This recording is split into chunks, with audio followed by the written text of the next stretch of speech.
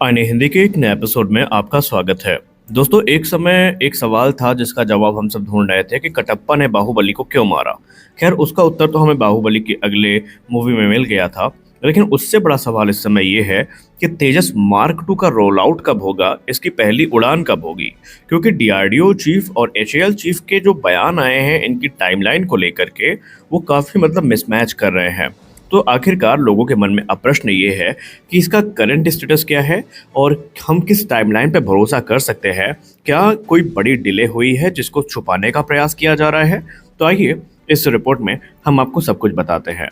देखिए, तेजस mark to से इस समय हम लोग भावात्मक रूप से भी जुड़े हैं, क्योंकि हम सबको पता है कि एमआरएफए अब वास्तविकता का रूप लेता नजर नहीं आएगा। क्योंकि हम सबका इनिशियल प्लान यही था 2021 से 22 के बीच में कि जब तक तेजस मार्क टू का रोल आउट होगा, इसकी पहली उड़ान आयोजित की जा रही होगी, भारतीय वायुसेना जो एमआरएफए के अंतर्गत पहला एयरक्राफ्ट है उसको रिसीव कर रहा होगा। और ऐसे में भारतीय वायुसेना जो घटती स्क्वाड्रन की क्षमता से परेशान है, वो इतना ज़्यादा प्रभावित नहीं होगी। लेकिन अब क्योंकि 2025 चल रहा है, एमआरएफए लगभग ठंडे बस्ते में जा चुका है, तो अब सबकी नज़र एक तरफा तेजस मार्क टू पर टिकी हुई है। और खासकर तब से ज़्यादा टिकी हुई है जब से पाकिस्तान को एडवांस जो फाइटर्स हैं ये चाइना से दिए जाने की बात सामने आई थी।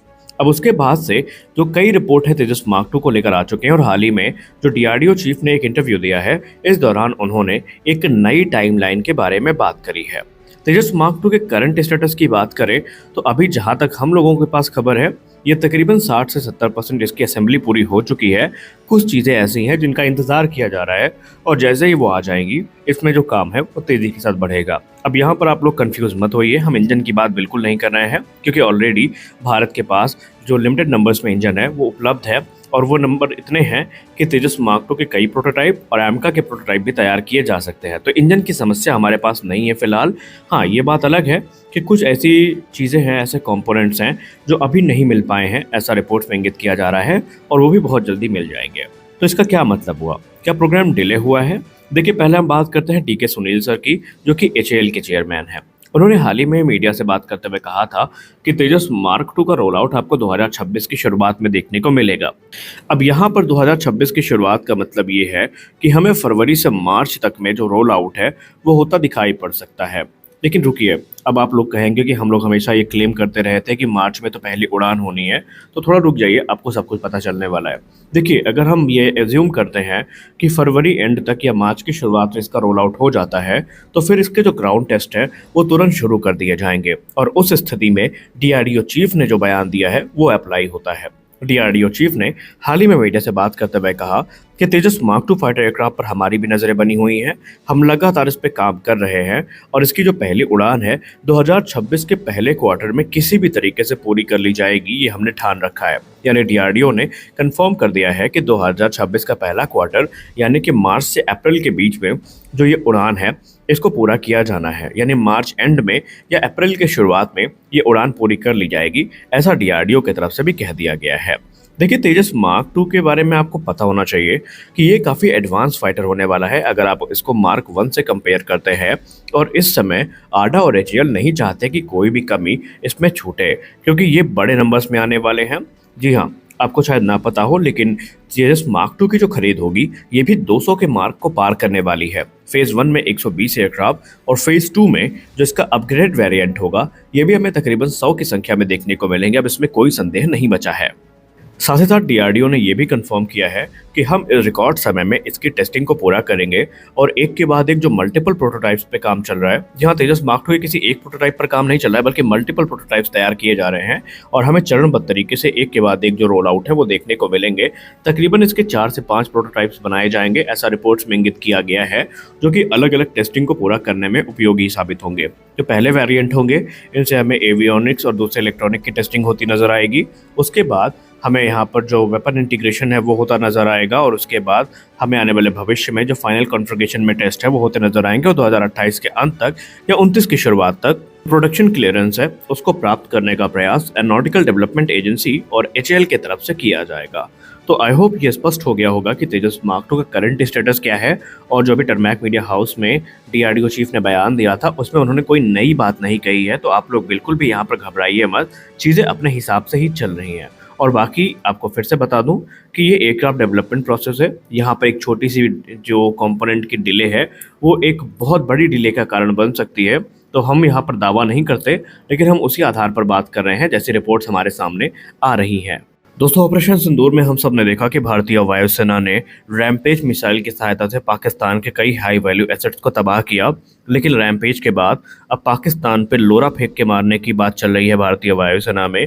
और अगर सब कुछ सही रहा तो आने वाले भविष्य में भारत पाकिस्तान के ऊपर लोरा फेंकेगा। जी हाँ, हम मजाक नहीं कर रहे हैं, क्योंकि भारतीय वायुसेना रैमपेज की सक्सेस के बाद अब अपने जो फाइटर जेट्स हैं इसमें लोरा यानी लॉन्ग रेंज आर्टिलरी का जो एयर लॉन्च वेरिएंट है इसको इंटीग्रेट करने के बारे में विचार कर रही है। यानी कि हम आसान शब्दों में बात करें तो ये एक एयर लोरा जो है हमें आने वाले भविष्य में भारतीय वायुसेना की फाइटर फ्लीट में देखने को मिलेगा। इस मिसाइल का निर्माण इजरायल एरोस्पेस इंडस्ट्रीज की तरफ से किया जाता है। अगर हम rampage air launch cruise missile की बात करें तो ये 250 किलोमीटर की रेंज ऑफर करती है और इसे भारतीय वायुसेना के सुखोई 30M के आई MiG-29 और जैगवार की फ्लीट में इंटीग्रेट किया गया है। और ऑपरेशन सिंदूर में हम सब ने देखा कि सुकूर में जो यूएवी हैंगर है इसको इस मिसाइल की सहायता से तबाह किया गया था और इसके अलावा अलग अलग टारगेट्स भी इसके तरफ से डिस्ट्रॉय किए गए थे। रैमपेज एक हाई स्पीड प्रिसीजन स्ट्राइक करने में सक्षम है और इसके अलावा लेकिन इसको ऑपरेट करने के लिए हमें जो हॉस्टाइल एयर स्पेस है उसके नज़दीक जाना पड़ता है। लेकिन ये जो डिस्टेंस की लिमिटेशन है ये एयर लोरा के आने के बाद पूरी हो जाएगी, क्योंकि एयर लोरा की जो रेंज है ये 400 किलोमीटर की है और भारतीय वायुसेना के सुखोई 30M के जैसे जो प्लेटफॉर्म है उनकी सहायता से हम पाकिस्तान के अंदर के जो टारगेट है उनको एक सेफ डिस्टेंस में रहते हुए भी टारगेट कर सकते हैं। और इसीलिए भारतीय वायुसेना अब एयर लोरा को अपनी जो फ्लीट में इंडक्ट करने का प्रयास है वो कर रही है और आने वाले भविष्य में संभावित है कि हमें ऐसा होता दिख भी जाए।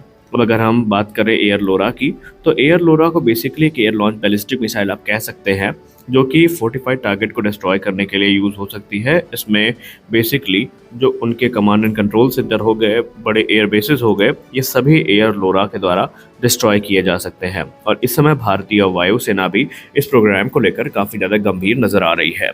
और अगर हमें लोरा और रैमपेज का कॉम्बिनेशन मिल जाता है तो फिर अगला अगर स्ट्राइक पाकिस्तान पर होता है तो पाकिस्तान इसके सामने पूरी तरीके से बौना साबित हो जाएगा। क्योंकि एक तरफ जहां ब्रह्मोस जैसी मिसाइल पाकिस्तान को तबाह कर रही होंगी तो रही कुछ ही कसर लोरा और जो रैमपेज है ये पूरी कर देंगे। इसके अलावा दूसरे जो प्रेसिडेंट गाइडेड म्यूनिशंस हैं इनको भी तैयार किया जा रहा है।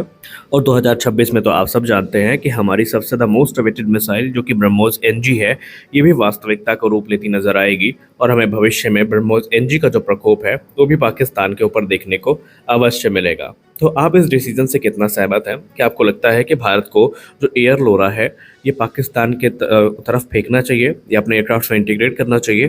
तो आप अपनी राय कमेंट सेक्शन में ज़रूर दें। आज के इस वीडियो में बस इतना ही। आशा करते हैं वीडियो आपको अच्छी लगी होगी।